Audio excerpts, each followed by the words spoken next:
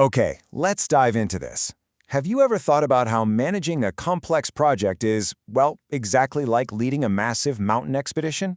Think about it. You've got this beautiful destination in mind, a dedicated team standing right behind you, and just a whole lot of unknown territory stretching out ahead. Welcome to This Explainer.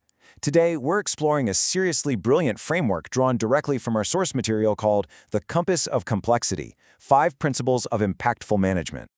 So, picture this. You're standing far away at the trailhead right before the journey begins. The destination looks incredibly clear on the map, right? You plot out your route, point A to point B. It's pristine, it's safe, and it's basically a perfect plan.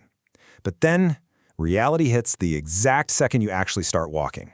Those crisp, theoretical lines you originally plotted, yeah, they suddenly become steep climbs, hidden obstacles, and really rocky paths out there in the actual terrain. Which brings us to part 1, when theory becomes survival. Now, what's absolutely fascinating here are the specific, chaotic realities that can completely derail even the absolute best plans. Imagine the wilderness you navigate in your own day-to-day work. Maybe it's a road completely washed away by unexpected rain, or a crucial community meeting that just flips your original plan on its head. Maybe it's a donor deadline that's suddenly moving way faster than anyone anticipated, or a budget that, literally overnight, feels way smaller than your team's ambition. This is the unpredictable terrain of project management. And as our source material so perfectly and honestly intensely states, that's when project management stops being theory and becomes survival. Just let that sink in for a second. Out there in the messy, chaotic field, surviving that unpredictable terrain is the ultimate test of leadership. The theoretical frameworks just kind of fade away, and you're left to rely on something much deeper to keep your team moving forward. Let's look at part 2, the compass of complexity. But hey, take a breath, okay? Because you aren't going into this wilderness empty-handed. When the map is lost or outdated, or honestly just completely useless, you need a totally different kind of tool to orient yourself. You see, the absolute strongest projects aren't the ones with the fanciest, most elaborate planning documents. Instead, they're built on strong principles. We're talking about a compass, a set of 5 strong principles acting as navigational tools. They are exactly what you use when your map no longer matches the terrain. Because out in the elements, a sturdy compass is going to drastically outperform a thick binder of theoretical paperwork every single time. All right, let's jump to part 3, 5 principles of navigation. Let's gear up. We're going to equip ourselves as expedition leaders and unpack the specific survival toolkit we need to confidently lead our teams through the unknown. Here is our sequential survival checklist. 1. Well-governed. 2. Participatory. 3. Comprehensive. 4. Integrated. And 5. Adaptive. Let's move through these and see how this all builds. Principle number 1. Well-governed projects know exactly who decides what. Think about it. Out in the wilderness, when a massive storm suddenly hits, you absolutely cannot afford to have a committee meeting about every single step, right? You must have absolute, crystal clear clarity on who makes the decisions so the team can move swiftly and safely right out of danger. Moving to our second principle, participatory projects listen before acting. True wilderness survival requires pausing.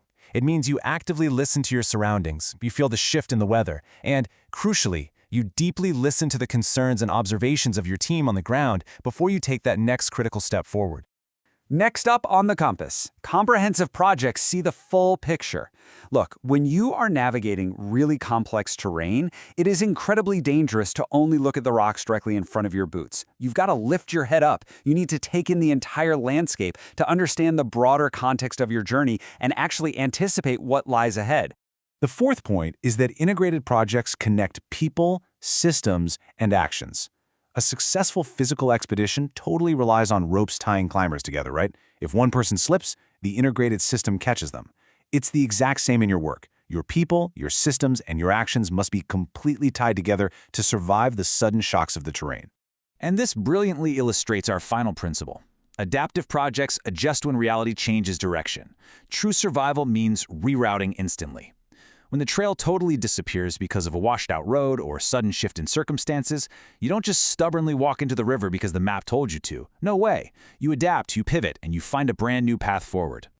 Let's summarize just how powerful this mindset shift really is. If we look at a rigid, theoretical approach, it heavily relies on fancy documents, and the result? It entirely fails when the map fails. But a field-tested approach, that relies on these 5 strong principles, and the result? is completely different. It acts as a permanent compass, guiding you safely through highly complex environments, no matter what changes out there. Which brings us to our final section, reaching your destination.